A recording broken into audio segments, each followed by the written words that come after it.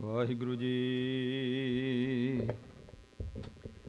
ਗੁਰੂ ਨਾਨਕ ਭਾਗ ਪੰਕਜ ਬੰਦਨ, ਭਾਗ ਪੰਕਜ ਬੰਦਨ। ਸਿਮਰੋ ਅੰਗਦ ਦੋਖ ਨਿਕੰਦਨ। ਅਮਰਦਾਸ ਹਿਰਦੈ ਨਿਤ ਧਿਆਵਉ, ਹਿਰਦੈ ਨਿਤ ਧਿਆਵਉ। ਸ੍ਰੀ ਗੁਰੂ ਰਾਮਦਾਸ ਗੁਣ ਗਾਵਉ। ਗੁਰੂ ਅਰਜਨ ਬਿਘਨਨ ਕੇ ਨਾਸਕ, ਬਿਘਨਨ ਕੇ ਨਾਸਕ। ਹਰਿ ਗੋਬਿੰਦ ਸੁਭ ਮਤ ਪ੍ਰਕਾਸਕ। ਸ੍ਰੀ ਹਰਿ ਰਾਇ ਨਮੋ ਕਰ ਜੋਰੀ, ਨਮੋ ਕਰ ਜੋਰੀ। ਸ੍ਰੀ ਹਰਿ ਕ੍ਰਿਸ਼ਨ ਮਨਾਇ ਬਹੋਰੀ। ਤੇਗ ਬਹਾਦਰ ਪਰਮ ਕਿਰਪਾਲਾ, ਵਾਹਿਗੁਰੂ ਪਰਮ ਕਿਰਪਾਲਾ। ਸ੍ਰੀ ਗੁਰੂ ਗੋਬਿੰਦ ਸਿੰਘ ਬਿਸਾਲਾ। ਤਰੋਂ ਧਰਾ ਪਰ ਪੁਨ ਪੁਨ ਸੀਸਾ, ਵਾਹਿਗੁਰੂ ਪੁਨ ਪੁਨ ਸੀਸਾ। ਬੰਦੋਂ ਬਾਰ ਬਾਰ ਜਗਦੀਸਾ। ਜਿਸ ਮੈਂ ਅੰਮ੍ਰਿਤ ਗਿਆਨ ਹੈ, ਮਾਣਕ ਭਗਤ ਵੈਰਾਗ। ਗੁਰੂ ਗ੍ਰੰਥ ਸਾਹਿਬ ਉਦਦ, ਬੰਦੋਂ ਕਰ ਅਨੁਰਾਗ। ਸ੍ਰੀ ਗੁਰ ਸ਼ਬਦ ਕਮਾਏ ਜਨ, ਜੀਤੇ ਪੰਚ ਵਿਕਾਰ। ਤਿਨ ਸੰਤਨ ਕੋ ਬੰਦਨਾ, ਸਿਰ ਚਰਣਨ ਪਰ ਧਾਰ। ਏਕ ਓੰਕਾਰਾ ਸਤਿਗੁਰੂ, ਤਿਹ ਪ੍ਰਸਾਦ ਸਚ ਹੋਏ। ਵਾਹਿਗੁਰੂ ਜੀ ਕੀ ਫਤਿਹ, ਬਿਘਨ ਬਿਨਾਸਨ ਸੋਇ। ਵਾਹਿਗੁਰੂ ਜੀ ਕੀ ਫਤਿਹ, ਬਿਘਨ ਬਿਨਾਸਨ ਸੋਇ। ਵਾਹਿਗੁਰੂ ਸਾਹਿਬ ਜੀ ਦੋਹਰਾ। ਮ੍ਰਿਤੂ ਸਮਾ ਜਬ ਮੁਝ ਭਇਓ, ਤਬ ਇਕ ਨਰ ਤਿਹ ਥਾਨ। ਮੀਨ ਮਾਸ ਰੀਦਤ ਹੁਤੋ, ਤਿਹ ਧੁਨ ਸੁਨ ਕਰ ਕਾਨ। ਦੋਹਰਾ। ਮ੍ਰਿਤੂ ਸਮਾ ਜਬ ਮੁਝ ਭਇਓ। ਵਾਹਿਗੁਰੂ ਜੀ ਕਾ ਖਾਲਸਾ, ਵਾਹਿਗੁਰੂ ਜੀ ਕੀ ਫਤਿਹ। ਗੁਰੂ ਗਰੀਬ ਨਵਾਜ ਪਤਿਤ ਪਾਵਨ, ਭਗਤ ਵਛਲ ਕਿਰਪਾ ਦੇ ਖਜ਼ਾਨੇ। ਧੰਨ ਧੰਨ ਸਾਹਿਬ ਸਤਿਗੁਰੂ ਸ੍ਰੀ ਗੁਰੂ ਨਾਨਕ ਮਹਾਰਾਜ ਸਤਿਗੁਰਾਂ ਦੀ ਸਾਜੀ ਨਿਵਾਜੀ ਗੁਰੂ ਸਵਾਰੀ ਸਾਧ ਸੰਗਤ ਜੀਓ। ਸਾਹਿਬ ਅਕਾਲ ਪੁਰਖ ਵਾਹਿਗੁਰੂ ਪਰਮੇਸ਼ਵਰ ਜੀ ਨੇ ਬਖਸ਼ਿਸ਼ ਕੀਤੀ ਇਸ ਕਲਯੁਗ ਦੇ ਸਮੇਂ ਵਿੱਚ ਸਾਡੇ ਕਲਯੁਗੀ ਜੀਵਾਂ ਦੇ ਉਧਾਰ ਵਾਸਤੇ ਆਪ ਜੀ ਨੇ ਨਿਰਗੁਣ ਤੇ ਸਰਗੁਣ ਥੀਆ। ਆਪ ਨਾਰਾਇਣ ਕਲਾ ਧਾਰ ਜਗ ਮੈਂ ਪਰਵਰਿਓ। ਅਕਾਲ ਪੁਰਖ ਵਾਹਿਗੁਰੂ ਪਰਮੇਸ਼ਵਰ ਜੀ ਨੇ ਆਪ ਰੂਪ ਧਾਰਨ ਕੀਤਾ। ਸਾਹਿਬ ਗੁਰੂ ਨਾਨਕ ਪਾਤਸ਼ਾਹ ਮਹਾਰਾਜ ਜੀ ਦਾ ਅਤੇ ਇਸ ਮਾਤ ਲੋਕ ਦੇ ਵਿੱਚ 10 ਰੂਪਾਂ ਵਿੱਚ ਮੇਰੇ ਸਤਿਗੁਰੂ ਪਾਤਸ਼ਾਹ ਜੀ ਵਿਚਰੇ ਹਨ। ਜੋਤ 오ਹਾ ਜੁਗਤ ਸਾਹਿਸਾ, ਕਾਇਆ ਫਿਰ ਪਲਟੀਐ। ਤੂੰ ਮੇਰੇ ਸ਼ਹਿਨਸ਼ਾਹ ਪਿਤਾ ਸਾਹਿਬ ਰੱਬੀ ਜੋਤ ਨੇ ਜਦੋਂ ਸਾਹਿਬ ਗੁਰੂ ਨਾਨਕ ਪਾਤਸ਼ਾਹ ਪਹਿਲੇ ਸਰੂਪ ਤੋਂ ਜਦੋਂ 10ਵਾਂ ਜਾਮਾ ਧਾਰਨ ਕੀਤਾ ਹੈ, ਬਖਸ਼ਿਸ਼ ਕੀਤੀ ਹੈ, ਤੋ 1723 ਬਿਕਰਮੀ ਪੋਹ ਸੁਦੀ 7ਵੀਂ ਨੂੰ ਪਟਨਾ ਸ਼ਹਿਰ ਵਿਖੇ ਭਵ ਲਿਓ। ਜਿਵੇਂ ਅਸੀਂ ਕਲਗੀਧਰ ਪਾਤਸ਼ਾਹ ਮਹਾਰਾਜ ਜੀ ਦੀ ਆਪ ਦੀ ਜੋ ਰਚਨਾ ਬਾਣੀ ਹੈ 10ਮ ਗ੍ਰੰਥ ਦੀ, ਸਤਿਕਾਰਯੋਗ ਭਾਈ ਹਰਪਾਲ ਸਿੰਘ ਜੀ ਰਾਗੀ ਜਥੇ ਦੇ ਪਾਸੋਂ ਪ੍ਰੇਮ ਸਹਿਤ ਮੇਰੇ ਸਤਿਗੁਰੂ ਪਾਤਸ਼ਾਹ ਜੀ ਦੇ ਬਚਨ ਸਰਵਣ ਕੀਤੇ ਹਨ ਕਿ ਗਰੀਬ ਨਵਾਜ ਅੰਤਰਜਾਮੀ ਸਾਹਿਬ ਗੁਰੂ ਗੋਬਿੰਦ ਸਿੰਘ ਪਾਤਸ਼ਾਹ ਮਹਾਰਾਜ ਕਦੋਂ ਪਹਿਲੇ ਸਮੇਂ ਵਿੱਚ ਲੋੜ ਪਈ ਤੇ ਮਾਲਕ ਵਾਹਿਗੁਰੂ ਪਰਮੇਸ਼ਵਰ ਜੀ ਨੇ ਰੂਪ ਧਾਰਨ ਕੀਤਾ। ਦੁਸ਼ਟਾਂ ਦਾ ਵਿਨਾਸ਼ ਬਹੁਤ ਕੀਤਾ ਜਦੋਂ, ਤੇ ਦੁਸ਼ਟ ਦਮਨ ਨਾਮ ਹੋਇਆ। ਆਪਣਾ ਕਾਰਜ ਅਕਾਲ ਪੁਰਖ ਦੇ ਰਜ਼ਾ ਦੇ ਵਿੱਚ ਪੂਰਾ ਕਰਕੇ ਆਪ ਜੀ ਨੇ ਤਪ ਸਾਧਨਾ ਕੀਤੀ ਹੈ। ਅਤੇ ਜਦੋਂ ਉਸ ਮਾਲਕ ਵਾਹਿਗੁਰੂ ਪਰਮੇਸ਼ਵਰ ਜੀ ਦਾ ਹੁਕਮ ਹੋਇਆ ਤਾਂ 10ਵੇਂ ਸਰੂਪ ਵਿੱਚ ਧੰਨ ਗੁਰੂ ਤੇਗ ਬਹਾਦਰ ਸਾਹਿਬ ਦੇ ਗ੍ਰਹਿ ਵਿੱਚ ਸੋ ਅਵਤਾਰ ਧਾਰਨ ਦਾ ਹੁਕਮ ਹੋਇਆ ਤਾਂ ਮੇਰੇ ਸ਼ਹਿਨਸ਼ਾਹ ਪਿਤਾ ਸਾਹਿਬ ਦਾਤਾਰ ਪਾਤਸ਼ਾਹ ਜੀ ਨੇ ਹੇਮਕੁੰਟ ਸਾਹਿਬ ਜੀ ਤੇ ਜੋ ਤਪ ਸਾਧ ਰਹੇ ਸਨ, ਆਪ ਵੇਰਵਾ ਦਿੱਤਾ ਹੈ ਕਿ ਦਵੈ ਤੇ ਏਕ ਰੂਪ ਹੋਵੈ ਗਇਓ। ਤੋ ਇਸ ਤਰੀਕੇ ਨਾਲ ਮਹਾਰਾਜ ਨੇ ਤਪ ਸਾਧਨਾ ਕੀਤੀ। ਅਕਾਲ ਪੁਰਖ ਦੇ ਵਿੱਚ ਇੱਕ ਰੂਪ ਹੋ ਕਰਕੇ, ਇੱਕ ਰੂਪ ਹੋਇਆਂ ਦੇ ਵਿੱਚੋਂ ਫਿਰ ਉਸ ਮਾਲਕ ਜੀ ਦਾ ਹੁਕਮ ਹੋਇਆ ਕਿ ਤੁਸੀਂ ਮਾਤ ਲੋਕ ਵਿੱਚ ਜਾਓ। ਪਰ ਮੇਰੇ ਸ਼ਹਿਨਸ਼ਾਹ ਪਿਤਾ ਹਜ਼ੂਰ ਕਹਿੰਦੇ ਨੇ ਵੀ ਉਸ ਮਾਲਕ ਜੀ ਦੇ ਹੁਕਮ ਦੇ ਅੱਗੇ ਸੀਸ ਝੁਕਾਉਣਾ ਬਣਦਾ ਸੀ, ਪਰ ਅਸੀਂ ਪ੍ਰੇਮ ਦੇ ਨਾਲ ਅਰਜ਼ ਜ਼ਰੂਰ ਕੀਤੀ ਕਿ ਮਹਾਰਾਜ ਸਾਡਾ ਜੀ ਨਹੀਂ ਕਰਦਾ ਜਾਣ।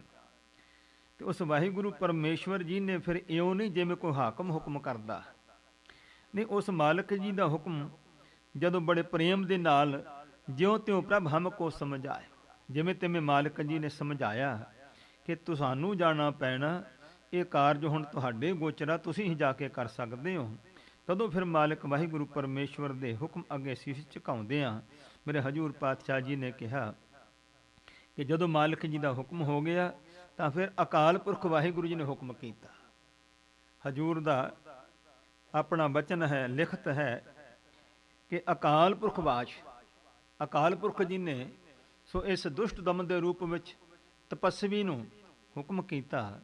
ਤਾਂ ਹਜ਼ੂਰ ਪਾਤਸ਼ਾਹ ਕਹਿੰਦੇ ਨੇ ਕਿ ਮੈਂ ਆਪਣਾ ਸੁਤ ਤੋਹੇ ਨਿਵਾਜਾ, ਪੰਥ ਪ੍ਰਚਰ ਕਰ ਬੇਕੋ ਸਾਜਾ, ਜਾਂ ਤਹਾਂ ਤੈ ਧਰਮ ਚਲਾਏ, ਕੁਬੁੱਧ ਕਰਨ ਤੇ ਲੋਕ ਹਟਾਏ। ਕਹਿੰਦੇ ਇਸ ਕਾਰਜ ਵਾਸਤੇ ਤੁਹਾਨੂੰ ਭੇਜ ਰਹੇ ਆ।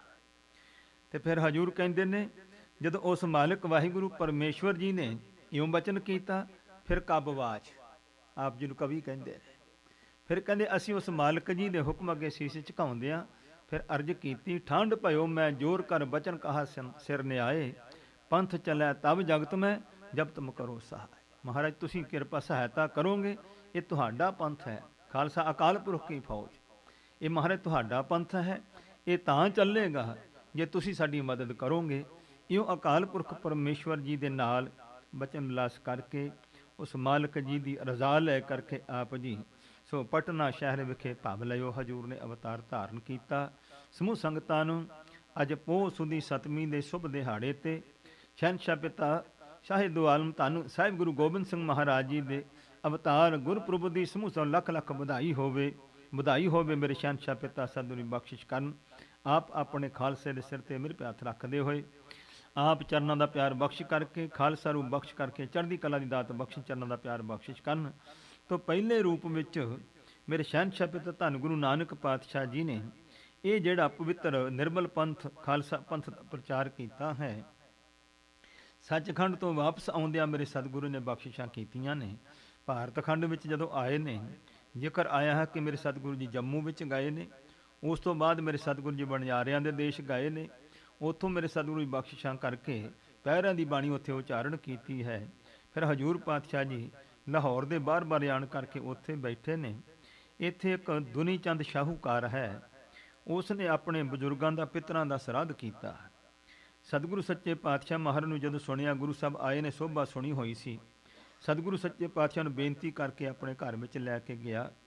ਬੜੇ ਸੁੰਦਰ ਵਿਚਿੱਤਰ ਮਕਾਨ ਸਨ, ਜਿਹਨਾਂ ਵਿੱਚ ਜਾ ਕੇ ਗੁਰੂ ਸਾਹਿਬ ਜੀ ਨੂੰ ਬਿਠਾ ਕਰਕੇ ਤੇ ਇਸ ਨੇ ਸਾਰਾ ਹੀ ਕਾਰ ਜਿਹੜਾ ਸੀ ਆਪਣਾ ਸੋ ਲੰਗਰ ਛਕਾਉਣ ਦਾ, ਸਰਾਧ ਕਰਨ ਦਾ ਕੀਤਾ ਹੈ। ਵਿਹਲਾ ਹੋ ਕੇ ਗੁਰੂ ਸਾਹਿਬ ਦੇ ਚਰਨਾਂ 'ਚ ਆਣ ਕੇ ਹੱਥ ਜੋੜ ਕੇ ਬੈਠਾ ਸ਼ਰਧਾ ਸਹਿਤ ਮੇਰੇ ਸਤਿਗੁਰੂ ਨੇ ਸਵਾਲ ਕੀਤਾ ਕਿ ਦੁਨੀ ਚੰਦ, ਇਹ ਭਈ ਆ ਜਿਹੜਾ ਲੰਗਰ ਕੀਤਾ ਤੂੰ, ਇਹ ਕਿਸ ਮਨੋਰਥ ਕਰਕੇ ਕੀਤਾ ਹੈ?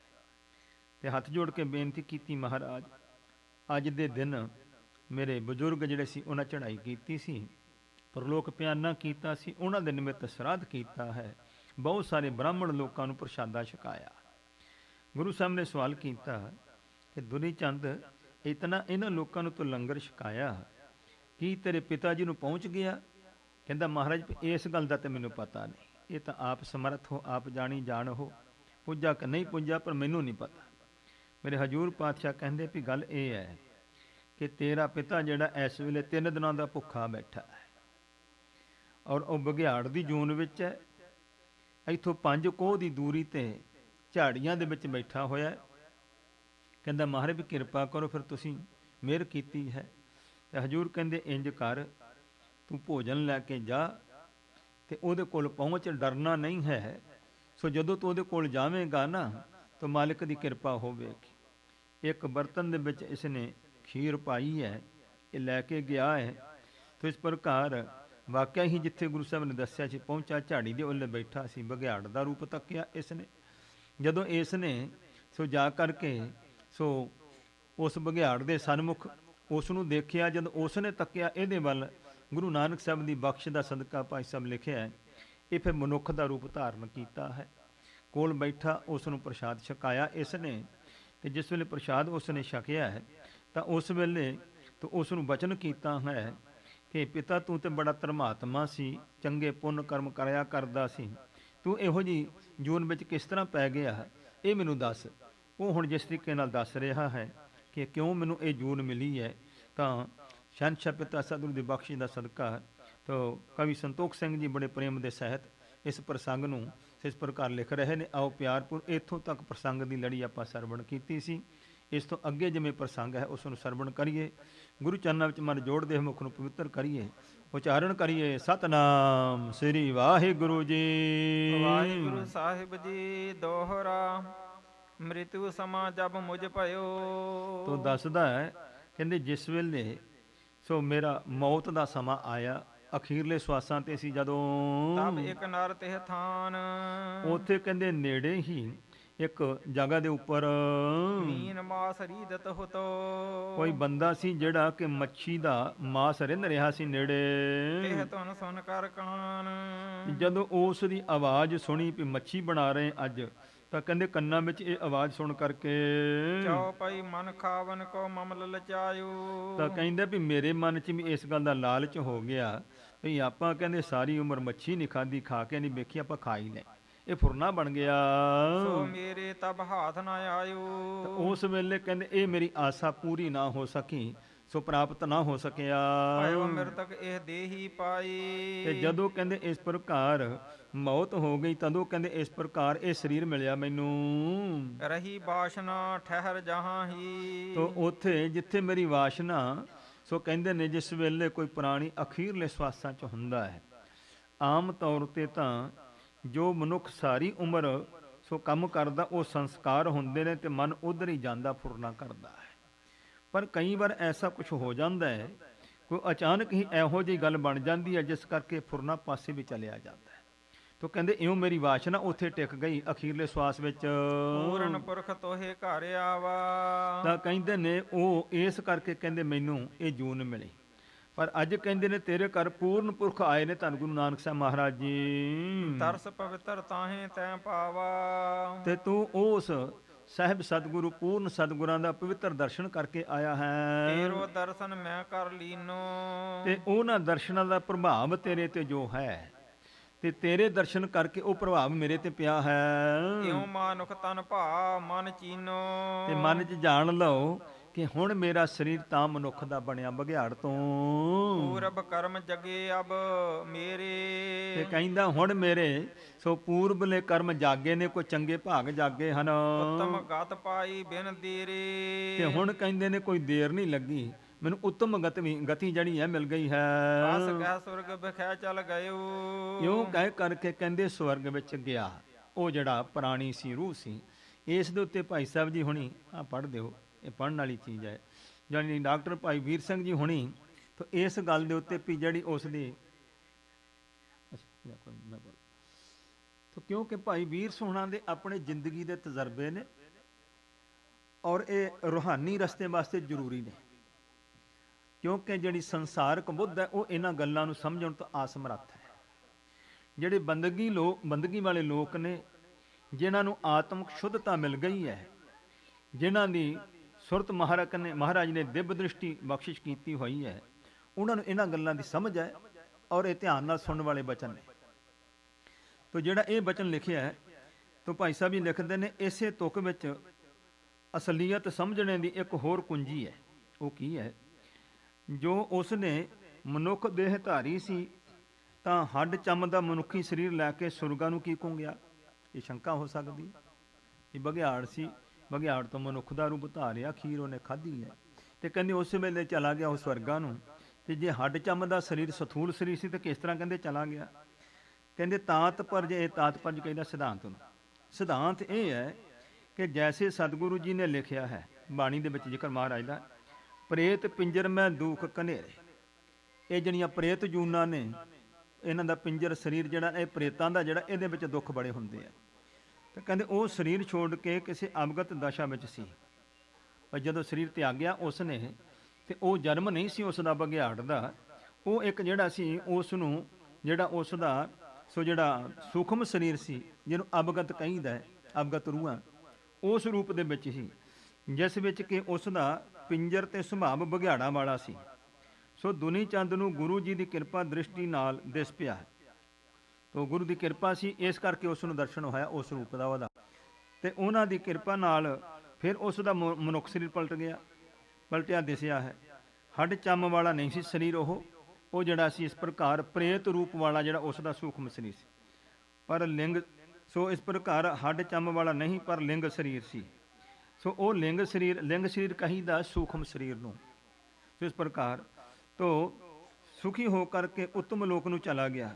ਲਿੰਗ ਸਰੀਰ ਹੂਬਹੂ ਮਨੁੱਖੀ ਸਰੀਰ ਵਾਂਗੂ ਦਿਸਦਾ ਹੈ, ਪਰ ਉਹ ਸੋ ਇਸ ਪ੍ਰਕਾਰ ਹੱਡ ਚੰਮ ਦਾ ਨਹੀਂ ਹੁੰਦਾ। ਇਹ ਭਾਈ ਸਾਹਿਬ ਦਾ ਆਪਣਾ ਵੀ ਨਿੱਜੀ ਤਜਰਬਾ ਹੈ।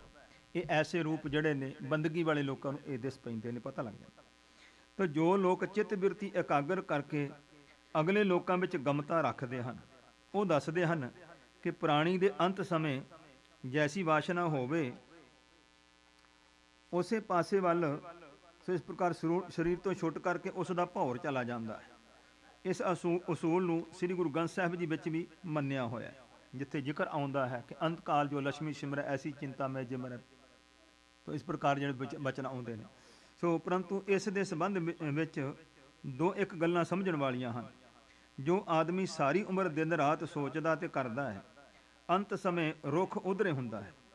ਪਰ ਜੇ ਅੰਤ ਸਮੇਂ ਕਿਸੇ ਪ੍ਰਬਲ ਅਸਰ ਨਾਲ ਚਿਤਵਨੀ ਹੋਰ ਪਾਸੇ ਚਲੀ ਜਾਏ, ਤਾਂ ਮਰਨ ਮਗਰੋਂ ਕੁਛ ਅਰਸਾ ਉਸ ਪਾਸੇ ਰੁੱਖ ਰਹਿ ਕੇ ਜਿਹੜੀ ਹੈ ਉਹਨਾਂ ਕੁ ਸਮਾਂ ਉਸ ਦਾ ਫਲ ਭੁਗਤੇਗੀ। ਫਿਰ ਰੂਹ ਸਾਫ਼ ਹੋ ਕਰਕੇ ਆਪਣੇ ਸਾਰੀ ਉਮਰ ਦੇ ਕੀਤੇ ਅਨੁਸਾਰ ਗਤੀ ਪਾ ਲੈਂਦੀ ਹੈ। ਇਸ ਵਾਕਿਆ ਦੀ ਸਿੱਖਿਆ ਇਹ ਹੈ ਕਿ ਪ੍ਰਾਣੀ ਦੇ ਅੰਤ ਸਮੇਂ ਉਸ ਦੇ ਕੋਲ ਸਤਸੰਗ ਦਾ ਪ੍ਰਭਾਵ ਚਾਹੀਦਾ ਹੈ। ਦੂਸਰੇ ਸਤਿਗੁਰੂ ਜੀ ਨੇ ਪ੍ਰਤੱਖ ਕਰਕੇ ਦੱਸਿਆ, ਦੂਸਰਾ ਮਤਲਬ ਗੱਲ ਦੱਸਦੇ ਨੇ ਵੀ ਮਹਾਰਾਜ ਨੇ ਪ੍ਰਤੱਖ ਕਰਕੇ ਦੱਸਿਆ ਇਹ ਕਿ ਸਰਾਧ ਕਿਸੇ ਪਾਸੇ ਹੁੰਦੇ ਹਨ ਤੇ ਪ੍ਰਾਣੀ ਦੁੱਖ ਕਿਧਰੇ ਪਾਉਂਦੇ ਹਨ। ਇਸ ਲਈ ਜਿਉਂਦੇ ਜੀ ਨਾਮ ਵਿੱਚ ਲੱਗ ਕਰਕੇ ਉਧਾਰ ਪ੍ਰਾਪਤ ਕਰ ਲਓ। ਇਹ ਸਮਾਂ ਆਪਣਾ ਜਿਹੜਾ ਨਾ ਅੱਗਾ ਆਪ ਸਵਾਰਨ ਦਾ ਨਾ ਗਵਾਓ। ਆਪਣਾ ਜਿਹੜਾ ਇਸ ਸਰੀਰ ਵਿੱਚ ਹੁੰਦਿਆਂ ਹੀ ਆਪਣਾ ਅੱਗਾ ਸਵਾਰੋ, ਤੇ ਇਸ ਤਰੀਕੇ ਨਾਲ ਇਹ ਸਮਾਂ ਗਵਾਉਣਾ ਨਹੀਂ ਚਾਹੀਦਾ। ਜਿਵੇਂ ਕਿ ਜ਼ਿਕਰ ਮਿਲਦਾ ਹੈ ਇਹ ਕਿਹੜਾ ਮੋਇਆ ਮੁਰਦਾ ਜਿਹੜਾ ਕਹਿੰਦੇ ਮਰਿਆਂ ਮਗਰੋਂ ਘੱਲੇ। ਤੇ ਇਸ ਪ੍ਰਕਾਰ ਇਹ ਇਸ ਤਰੀਕੇ ਦੇ ਨਾਲ ਜਿਹੜਾ ਹੈ ਇਸ ਪ੍ਰਸੰਗ ਨੂੰ ਭਾਈ ਸਾਹਿਬ ਜੀ ਹੁਣ ਸਪਸ਼ਟ ਕੀਤਾ ਹੈ ਕਿ ਜਿਹੜੀਆਂ ਇਸ ਤਰ੍ਹਾਂ ਪ੍ਰੇਤ ਰੂਹਾਂ ਇੱਦਾਂ ਵਿਚਰਦੀਆਂ ਰਹਿੰਦੀਆਂ ਨੇ, ਤੇ ਜਿਸ ਵੇਲੇ ਮੇਰੇ ਸਤਿਗੁਰੂ ਪਾਤਸ਼ਾਹ ਦੀ ਬਖਸ਼ਿਸ਼ ਹੁੰਦੀ ਹੈ ਤੇ ਤਾਂ ਫਿਰ ਉਹਨਾਂ ਦਾ ਪਾਰੋ ਤਾਰਾ ਹੁੰਦਾ ਹੈ। ਚਾਹੀਦਾ ਸਾਨੂੰ ਸਿੱਖਿਆ ਇਹ ਮਿਲੀ ਹੈ ਕਿ ਤੁਸੀਂ ਆਪਣੇ ਜੀਵਨ ਦੇ ਵਿੱਚ ਸਤਿਗੁਰੂ ਦਾ ਉਪਦੇਸ਼ ਧਾਰ ਕਰਕੇ ਸੋ ਜੀਵਨ ਮੁਕਤੀ ਨੂੰ ਪ੍ਰਾਪਤ ਕਰੋ ਜੀ। ਦੁਨੀ ਚੰਦ ਸੁਣ ਅਚਰਜ ਭਇਓ। ਦੁਨੀ ਚੰਦ ਨੇ ਸਾਰੀ ਵਾਰਤਾ ਸੁਣ ਕਰਕੇ ਉਸ ਰੂਹ ਦੇ ਕੋਲੋਂ ਬੜਾ ਹੈਰਾਨ ਹੋਇਆ। ਹਟ ਕਰ ਸਦਨ ਵਿਖੇ ਚੱਲ ਆਵਾ। ਉਥੋਂ ਹਟਿਆ ਵਾਪਸ ਆਇਆ ਹੈ ਤੇ ਆਪਣੇ ਘਰ ਵਿੱਚ ਪੁੱਜਾ ਹੈ। ਸ੍ਰੀ ਨਾਨਕ ਬੈਸੇ ਜਿਹ ਥਾਵਾਂ। ਜਿਸ ਥਾਂ ਤੇ ਮੇਰੇ ਧੰਨ ਸਾਹਿਬ ਗੁਰੂ ਨਾਨਕ ਪਾਤਸ਼ਾਹ ਜੀ ਬੈਠੇ ਹੋਏ ਸਨ। ਕਰ ਬੰਧਨ ਉਸਤਤ ਬਹੁ ਭਾਖੀ। ਤੇ ਮੇਰੇ ਸਤਿਗੁਰੂ ਦੇ ਚਰਨਾਂ 'ਚ ਨਮਸਕਾਰ ਕੀਤੀ, ਬੜੀ ਉਪਮਾ ਕੀਤੀ ਮੇਰੇ ਸ਼ਹਿਨਸ਼ਾਹ ਜੀ ਦੀ। ਅਤ ਸ਼ਰਧਾ ਮੈਂ ਭਾਇਆ ਬਿਲਾਖੀ। ਬਹੁਤ ਹੀ ਸ਼ਰਧਾ ਕੀਤੀ ਤੇ ਬੜੀ ਇੱਛਾ ਜਾਗੀ ਹੈ ਗੁਰੂ ਦੇ ਚਰਨਾਂ ਨਾਲ ਜੁੜਨ ਦੀ। ਨਾਗਰ ਈਸ਼ਰ ਰੂਪਿਓ ਜਾਗਰ। ਤੇ ਮਹਾਰਾਜ ਦੀ ਉਪਮਾ ਕਰਦਾ, ਮਹਾਰਾਜ ਤੁਸੀਂ ਸੁੰਦਰ ਹੋ, ਬਹੁਤ ਸਿਆਣੇ ਹੋ, ਈਸ਼ਵਰ ਦਾ ਰੂਪ ਹੋ ਗੁਰੂ ਨਾਨਕ ਸਾਹਿਬ ਜੀ। ਤੁਮ ਸਮਰੱਥ ਸਰਬ ਸੁਖ ਸਾਗਰ। ਤੁਸੀਂ ਸਭ ਤਰੀਕਿਆਂ ਨਾਲ ਸਮਰੱਥ ਹੋ, ਸਾਰੇ ਸੁੱਖਾਂ ਦੇ ਸਮੁੰਦਰ ਰੂਪ ਹੋ ਸਤਿਗੁਰੂ ਜੀ। ਭਗਤ ਵਸ਼ਲ ਕਰੁਣਾਕਰ ਸੁਆਮੀ। ਭਗਤਾਂ ਨੂੰ ਪਿਆਰ ਕਰਨ ਵਾਲੇ ਹੋ, ਕਿਰਪਾ ਦੇ ਖਜ਼ਾਨੇ ਹੋ ਜੀ। ਦੀਨ ਬੰਦ ਪ੍ਰਭ ਅੰਤਰ ਜਾਮੀ। ਗਰੀਬਾਂ ਦੇ ਸੰਬੰਧੀ ਹੋ, ਪ੍ਰਭੂ ਰੂਪ ਹੋ, ਅੰਤਰ ਜਾਮੀ, ਘਟ ਘਟ ਦੀ ਜਾਣਦੇ ਹੋ। ਸੇਵਾ ਕਰਨ ਮੁਝੇ ਫਰਮਾਵੋ। ਮਹਾਰਾਜ ਕਿਰਪਾ ਕਰੋ, ਮੈਨੂੰ ਕੋਈ ਸੇਵਾ ਦੱਸੋ ਤੇ ਮੇਰਾ ਵੀ ਪਾਰ ਉਤਾਰਾ ਕਰ। ਮੇਰੇ ਸਤਿਗੁਰੂ ਪਾਤਸ਼ਾਹ ਬਖਸ਼ਿਸ਼ ਕਰਦੇ ਹਨ। ਤੁਮ ਸੰਤਨ ਕੇ ਨਿਤ ਚਿਤ ਭਾਵ ਹੋ। ਮੇਰੇ ਸਤਿਗੁਰੂ ਜੀ ਨਿਤ ਪ੍ਰਤੀ ਸੰਤਾਂ ਦੇ ਹਿਰਦੇ ਨੂੰ ਭਾਉਣ ਵਾਲੇ ਆਪ ਜੀ ਹੋ ਜੀ, ਮੈਨੂੰ ਕੋਈ ਸੇਵਾ ਬਖਸ਼ੋ। ਸੁਣ ਕਰ ਤੇ ਕੋ ਕਰਨ ਕਰਤਾਰਥ। ਮੇਰੇ ਸਤਿਗੁਰੂ ਨੇ ਬਚਨ ਸੁਣਿਆ, ਇਹਨਾਂ ਨੂੰ ਸਫਲਾ ਕਰਨ ਵਾਸਤੇ ਬੋਲੇ ਦੀਨ ਹਾਰ ਪਰਮਾਰਥ। ਮੇਰੇ ਸਤਿਗੁਰੂ ਜੀ ਪਰਮਾਰਥ ਮੁਕਤੀ ਦੇਣ ਵਾਲੇ ਸਤਿਗੁਰੂ ਪਾਤਸ਼ਾਹ ਜੀ ਬਚਨ ਕੀਤਾ ਇਹਦੇ ਤਾਂ ਹੀ। ਅਮਰੀ ਸੂਚੀ ਰੱਖੋ ਸੰਭਾਰੀ। ਮਹਾਰਾਜ ਕਹਿੰਦੇ ਦੁਨੀ ਚੰਦ ਚੰਗਾ ਭਈ ਸੇਵਾ ਸਾਡੀ ਫਿਰ ਇਹੀ ਆ ਲੈ ਸਾਡੀ ਸੂਈ। ਆ ਸੋਈ ਸਾਂਭ ਕੇ ਰੱਖ ਲਈ। ਲੇਵਹਿਗੇ ਪਰਲੋਕ ਅਗਾਰੀ, ਜਦੋਂ ਤੂੰ ਪਰਲੋਕ ਵਿੱਚ ਆਵੇਂਗਾ ਨਾ ਉੱਥੇ ਤੇਰੇ ਕੋਲ ਅਸੀਂ ਲੈ ਲਵਾਂਗੇ। ਇਹ ਹਮਰੀ ਸੇਵਾ ਦੇ ਤੋਹੀ, ਇਹ ਭਾਈ ਤੈਨੂੰ ਸੇਵਾ ਦਿੱਤੀ ਹੈ, ਸੰਭਾਲ ਲੈਵੀਂ ਤੂੰ। ਔਰ ਨ ਕਛ ਅਬਲਾਖਾ ਮੋਹੀ, ਹਜੂਰ ਕਹਿੰਦੇ ਸਾਨੂੰ ਹੋਰ ਕਿਸੇ ਚੀਜ਼ ਦੀ ਇੱਛਾ ਨਹੀਂ ਹੈ, ਆ ਇੰਨੀ ਕੁ ਸੇਵਾ ਤੇਰੇ ਜੁੰਮੇ ਲਾਈ ਅਸੀਂ। ਸੁਣ ਕਰ ਦੁਨੀ ਚੰਦ ਅਸ ਬੈਨ, ਇਹੋ ਜਿਹੇ ਬਚਨ ਸੁਣ ਕਰਕੇ ਸਤਿਗੁਰਾਂ ਦੇ ਇਸ ਦੁਨੀ ਚੰਦ ਨੇ ਲੈ ਸੂਚੀ ਗਮਨਿਓ ਨਿਜੈਨ, ਮਹਾਰਾਜ ਤੋਂ ਸੂਈ ਲੈਣੀ ਆਪਣੇ ਘਰ ਵਿੱਚ ਚਲਾ ਗਿਆ। ਕਹੈ ਭਾਰ ਜਾ ਸੋ ਬਚ ਸੋਈ, ਆਪਣੀ ਧਰਮ ਸੁਪਤਨੀ ਨੂੰ ਜਾ ਕਰਕੇ ਇਸ ਨੇ ਕਿਹਾ ਹੈ, ਇਹ ਸੂਚੀ ਰੱਖ ਜਾਏ ਨਾ ਖੋਈ, ਲੈ ਭਾਗਵਾਨ ਨੇ ਆ ਸੂਈ ਸੰਭਾਲ ਕੇ ਰੱਖਣੀ, ਕਿਤੇ ਗਵਾਚ ਨਾ ਜਾਵੇ। ਗੁਰ ਲੇਵਹਿਗੇ ਪਰਲੋਕ ਕੇ ਮਾਹੀ, ਸਾਹਿਬ ਗੁਰੂ ਨਾਨਕ ਸਾਹਿਬ ਨੇ ਹੁਕਮ ਕੀਤਾ, ਪਰਲੋਕ ਵਿੱਚ ਤੁਹਾਡੇ ਕੋਲ ਲਵਾਂਗੇ ਸੂਈ ਅਸੀਂ। ਅਪਰ ਸਥਾਨ ਲੀਤ ਸੋ ਨਾਹੀ, ਤੇ ਹਜੂਰ ਕਹਿੰਦੇ ਹੋਰ ਕਿਸੇ ਥਾਂ ਤੇ ਨਹੀਂ, ਅੱਗੇ ਪਰਲੋਕ ਵਿੱਚ ਜਦੋਂ ਤੁਸੀਂ ਜਾਓਗੇ ਨਾ ਸਰੀਰ ਛੱਡ ਕੇ, ਉੱਥੇ ਲਵਾਂਗੇ ਤੁਹਾਡੇ ਕੋਲੋਂ। ਰੱਖੋ ਭਲੀ ਪ੍ਰਕਾਰ ਸੰਭਾਰੀ, ਸੋਹਣੇ ਤਰੀਕੇ ਨਾਲ ਇਹਨੂੰ ਸੰਭਾਲ ਕਰਕੇ ਰੱਖੋ ਤੁਸੀਂ। ਤਬ ਦੇ ਹੈ ਜਬ ਲੇਹ ਅਗਾਰੀ, ਤੇ ਜਦੋਂ ਸਤਿਗੁਰੂ ਪਾਤਸ਼ਾਹ ਸਾਡੇ ਪਾਸੋਂ ਲੈਣਗੇ ਉਦੋਂ ਅੱਗੇ ਜਾ ਕੇ ਦੇਵਾਂਗੇ ਮਹਾਰਾਜ। ਇਹ ਜਿਸ ਵੇਲੇ ਘਰ ਵਾਲੀ ਨੂੰ ਦੱਸਿਆ ਤਾਂ ਸੁਨ ਤੇ ਤੀ ਕਹੇ ਬਚ ਐਸੇ, ਇਹ ਭਾਗਵਾਨ ਧਰਮੀ ਸੀ, ਤੇ ਇਸ ਨੇ ਜਦੋਂ ਇਹ ਗੱਲ ਸੁਣੀ ਤਾਂ ਆਪਣੇ ਪਤੀ ਦੀ ਨੂੰ ਕਹਿਣ ਲੱਗੀ ਹੈ, ਆਗੇ ਲਿਆ ਜਾਵੋਗੇ ਕੈਸੇ, ਕਹਿਣ ਲੱਗੀ ਦੇਖੋ ਪਤੀ ਦੇਵ ਜੀ, ਇਹ ਸੂਈ ਅੱਗੇ ਪਰਲੋਕ ਨੂੰ ਕਿੱਦਾਂ ਲਿਜਾਓਗੇ ਤੁਸੀਂ। ਨਿਤ ਸੰਗੀ ਜੋ ਦੇਹ ਵਿਚਾਰੀ, ਜਿਹੜੀ ਅਸੀਂ ਵਿਚਾਰ ਕੀਤੀ ਆ ਵੀ ਨਿਤ ਆ ਸਰੀਰ ਸਾਡੇ ਨਾਲ ਹੈ, ਸੋ ਪੀ ਜਾਏ ਨਾ ਸਕੈ ਅਗਾਰੀ, ਇਹ ਤਾਂ ਸਰੀਰ ਵੀ ਇੱਥੇ ਰਹਿ ਜਾਣਾ ਤੇ ਸੂਈ ਕਿੱਦਾਂ ਜਾਵੇਗੀ। ਉਚਾਰਨ ਕਰੀਏ ਸਤਨਾਮ ਸ੍ਰੀ ਵਾਹਿਗੁਰੂ। ਭਾਗਵਾਨ ਸਿਆਣੀ ਸੀ,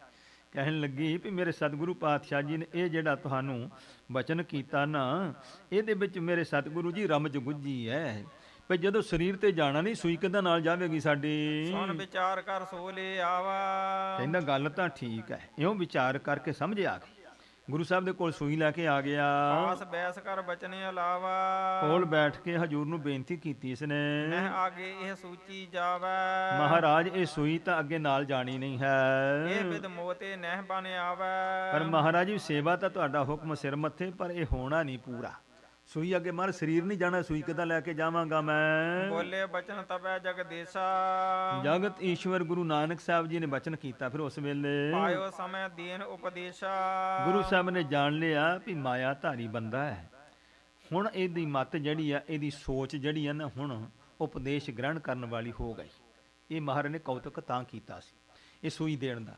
ਹੁਣ ਮਹਾਰਾਜ ਨੇ ਦੇਖਿਆ ਵੀ ਇਹਨੂੰ ਹੁਣ ਉਪਦੇਸ਼ ਦੇਣ ਦਾ ਮੌਕਾ ਹੈ, ਇਉਂ ਜਾਣ ਕੇ ਹਜੂਰ ਨੇ ਸਪਤ ਲਾਖ ਤੈ ਸੰਚਿਓ ਦਰਬਾ, ਮਹਾਰਾਜ ਕਹਿੰਦੇ ਦੇਖ ਦੁਨੀ ਚੰਦ, ਦੇਖ ਸਮਾਂ ਕਿ ਕਹਿੰਦੇ 7 ਲੱਖ ਰੁਪਈਆ ਤੂੰ ਇਕੱਠਾ ਕੀਤਾ ਹੋਇਆ ਹੈ, ਸੋ ਕੈਸੇ ਲੈ ਜਾਵੇ ਸਰਬਾ, ਤੇ ਦੱਸ ਸਰੀਰ ਤੇ ਤੂੰ ਸਾਡੀ ਸੂਈ ਤੇ ਕਹਿੰਦਾ ਜਾਣੀ ਨਹੀਂ, ਉਹਦਾ 7 ਲੱਖ ਚਾਂਦੀ ਦੇ ਰੁਪਈਆ ਢੇਰ ਜਮਾ ਕੀਤੇ ਨੇ, ਉਹ ਕਿੱਦਾਂ ਲੈ ਕੇ ਜਾਵੇਂਗਾ। ਧਨ ਕੋ ਸੰਚ ਕਰਹਿ ਬਹੁ ਕਲਮਲ, ਤੇ ਵੇਖ ਕਿੰਨੇ ਪਾਪਾਂ ਬਾਝੋਂ ਹੋਵੇ ਨਾ, ਕਿੰਨੇ ਪਾਪ ਕਰ ਕਰਕੇ ਤੂੰ ਇਕੱਠੀ ਕੀਤੀ ਮਾਇਆ।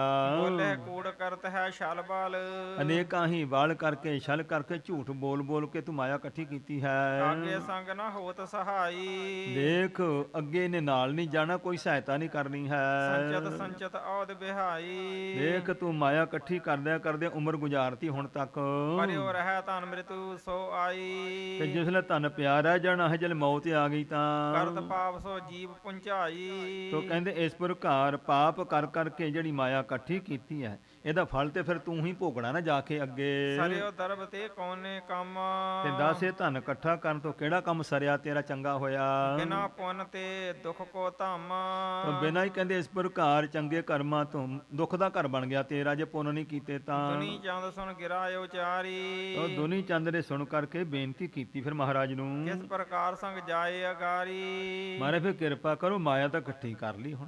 ਹੁਣ ਮਹਾਰਾਜ ਦੱਸੋ ਵੀ ਨਾਲ ਕਿੱਦੇ ਕਿਵੇਂ ਭਲਾ ਹੋ ਪਰਲੋਕ ਵਿੱਚ ਜੀ। ਸੋ ਕਰਨਾ ਕਰ ਮੁਝੇ ਬਤਾਵੋ, ਕਿਰਪਾ ਕਰਕੇ ਮੈਨੂੰ ਉਹ ਜੁਗਤੀ ਦੱਸੋ ਮਹਾਰਾਜ। ਦੀਨ ਜਾਨ ਉਪਦੇਸ਼ ਦ੍ਰਿੜਾਵੋ, ਮੈਨੂੰ ਗਰੀਬ ਜਾਣ ਕੇ ਉਪਦੇਸ਼ ਦਿਓ ਮਹਾਰਾਜ, ਮੌਤ ਦਾ ਡਰ ਆ ਜਾਂਦਾ ਹੈ, ਅਧਿਕਾਰੀ ਬਣ ਗਿਆ। ਗੁਰੂ ਭਨੈ ਸੁਣੀਏ ਦੇ ਚੀਤਾ, ਮਹਾਰਾਜ ਕਹਿੰਦੇ ਲੈ ਵੀ ਚਿੱਤ ਦੇ ਕੇ ਧਿਆਨ ਦੇ ਨਾਲ ਸੁਣ। ਇਸ ਪ੍ਰਾਣੀ ਕੇ ਤੀਨੋ ਮੀਤਾ, ਇਸ ਪ੍ਰਾਣੀ ਦੇ 3 ਮਿੱਤਰ ਨੇ ਬੰਦੇ ਦੇ, ਸਾਡੇ ਸਾਰਿਆਂ ਦੇ। ਦਰਬ ਪਰਿਵਾਰ ਕਰਮ ਲਖ ਲੀਜੈ, ਇੱਕ ਹੈ ਧਨ ਤੇ ਦੂਸਰਾ ਹੈ ਪਰਿਵਾਰ, ਤੀਸਰਾ ਸਰੀਰ ਹੈ। ਕਰਮ ਲਖ ਲੀਜੈ, ਕਰਮ ਤੀਸਰਾ ਕਰਮ ਜਾਣ ਲੈ ਸਰੀਰ ਕਰਕੇ ਜੋ ਕਰੀਦੇ ਹਨ। ਜਸ ਸੰਗੀ ਤਸ ਦਸ਼ਾ ਸੁਨੀਜੈ, ਤੇ ਇਹਨਾਂ ਦੀ ਦਸ਼ਾ ਤੈਨੂੰ ਦੱਸਦੇ ਵੀ ਤਿੰਨੇ ਤੇਰੇ ਕਿੰਨੇ ਕੁ ਮਿੱਤਰ ਹਨ। ਜਬ ਲੋ ਪ੍ਰਾਨ ਰਹਿ ਤਨ ਮਾਹੀ, ਜਦੋਂ ਤੱਕ ਸਰੀਰ ਵਿੱਚ ਪ੍ਰਾਣ ਹੈ ਨਾ ਬੰਦੇ ਦੇ ਤਦੋਂ ਤੱਕ, ਤਬ ਲੋ ਧਨ ਮਿਤ ਬਹਰੋ ਨਾਹੀ। ਉਦੋਂ ਤੱਕ ਧਨ ਦੀ ਮਿੱਤਰਤਾ ਹੈ ਵੀ ਬੰਦਾ ਕਹਿੰਦਾ ਜੇ ਕੋਈ ਸਰੀਰ ਬਿਮਾਰ ਹੋ ਜੇ ਕੁਝ ਹੋ, ਕਹਿੰਦੇ ਵੀ ਭਾਵੇਂ ਸਾਰਾ ਧਨ ਲੱਗ ਜੇ ਮੇਰਾ ਸਰੀਰ ਠੀਕ ਹੋ ਜਾਵੇ। ਇਹ ਧਨ ਦੀ ਮਿੱਤਰਤਾ ਜਦੋਂ ਤੱਕ ਪ੍ਰਾਣ ਚੱਲਦੇ ਉਦੋਂ ਤੱਕ ਹੀ ਹੈ। ਲੇਤ ਸੰਭਾਰ ਅਪਰਹੀ ਜਾਂ ਕੋ, ਅੱਖਾਂ ਜਦੋਂ ਬੰਦਾ ਮੀਟ ਲੈਂਦਾ ਹੈ ਤੇ ਅਗਲੇ ਅਰਥੀ ਬਾਹਰ ਕੱਢਦੇ ਬਾਅਦ ਵਿੱਚ ਪਹਿਲਾਂ ਹੀ ਧਨ ਦੀਆਂ ਵੰਡੀਆਂ ਪਾਉਂਦੇ ਨੇ। ਅਲਮਲ ਅਨਕ ਕੀਏ ਹਿਤ ਜਾਂ ਕੋ, ਜਿਹਦੇ ਵਾਸਤੇ ਅਨੇਕਾਂ ਪਾਪ ਕੀਤੇ ਹੁੰਦੇ ਆ। ਧਨ ਕੇ ਦਾਹ ਤੀਕ ਪਰਵਾਰਾ, ਉਹ ਕਹਿੰਦੇ ਨੇ ਇਹ ਧਨ ਜਿਹੜਾ ਇਸ ਪ੍ਰਕਾਰ ਜਦੋਂ ਤੱਕ ਜਿਹੜਾ ਇਸ ਪ੍ਰਕਾਰ ਜਿਹੜੇ ਪਰਿਵਾਰ ਹੈ ਇਹ ਕਹਿੰਦੇ ਜਦੋਂ ਤੱਕ ਸਰੀਰ ਦਾ ਸੰਸਕਾਰ ਕਰਦੇ ਆ, ਸਰੀਰ ਕਰਨ ਤੱਕ ਸੰਸਕਾਰ ਕਰਨ ਤੱਕ ਹੀ ਕੌਣ ਤ੍ਰੇਣ ਤੋਰਹਿ ਜਾਏ ਅਗਾਰਾ। ਤੇ ਜਿਹੜਾ ਪਰਿਵਾਰ ਜਿਹਨਾਂ ਦੇ ਮੋਹ 'ਚ ਫਸਿਆ ਫਿਰਦਾ ਸੰਸਕਾਰ ਕਰਕੇ ਮੁੜ ਕੇ ਤੀਲੇ ਤੋੜ ਕੇ ਸੁਣ ਲੈ, ਮੁੜ ਕੇ ਨਾ ਸਾਡੇ ਕਦੇ ਸੁਪਨੇ 'ਚ ਵੀ ਨਾ ਆ ਜਾਵੀਂ ਕਿਤੇ। ਆਗੇ ਕੋਈ ਨਾ ਸੰਗ ਸਹਾਈ, ਅੱਗੇ ਤੇਰੀ ਕਿਸੇ ਨੇ ਸਹਾਇਤਾ ਨਹੀਂ ਕਰਨੀ ਹੈ। ਜਿਨ ਸੋ ਹਿਤ ਕਰ ਔਦ ਬਿਤਾਈ, ਸਾਰੀ ਉਮਰ ਜਿਹਨਾਂ ਦੇ ਮੋਹ ਵਿੱਚ ਹੀ ਫਸ ਕਰਕੇ ਤੇ ਤੂੰ ਨਾ ਭਜਨ ਕੀਤਾ ਨਾ ਸਿਮਰਨ ਕੀਤਾ। ਤੀਜੇ ਕਰਮ ਮੀਤ ਇਸ ਕੀਰੇ, ਤੇ ਤੀਜੇ ਜਿਹੜੇ ਨੇ ਉਹਨੇ ਕਰਮ ਜਿਹੜੇ ਬੰਦੇ ਦੇ ਮਿੱਤਰ ਹਨ। ਸੇ ਨਤੀ ਸੇ ਨਿਤ ਸੰਗੀ ਜਾਹੇ ਅਗੇਰੇ, ਇਹ ਨਾਲ ਜਾਂਦੇ ਨੇ, ਇਹ ਨਿਤ ਦੇ ਸੰਗੀ ਹਨ। ਬੁਰੇ ਕੇ ਭਲੇ ਕਰੇ ਹੈ ਜੈਸੀ, ਜਿਹੜੇ ਵੀ ਚੰਗੇ ਜਾਂ ਮਾੜੇ ਕਰਮ ਕੀਤੇ ਇਹ ਨਾਲ ਜਾਣਗੇ। ਤੇ ਗੁਰੂ ਨਾਨਕ ਸਾਹਿਬ ਨੇ ਇਹ ਹੁਕਮ ਕੀਤਾ ਚੰਗਿਆਈਆਂ ਬੁਰਾਈਆਂ ਵਾਚੈ ਧਰਮਹਤ, ਧਰਮ ਰਾਜੇ ਦੀ ਹਜ਼ੂਰੀ ਵਿੱਚ ਚੰਗੇ ਮਾੜੇ ਕਰਮ ਇਹ ਲੇਖਾ ਹੋਵੇਗਾ।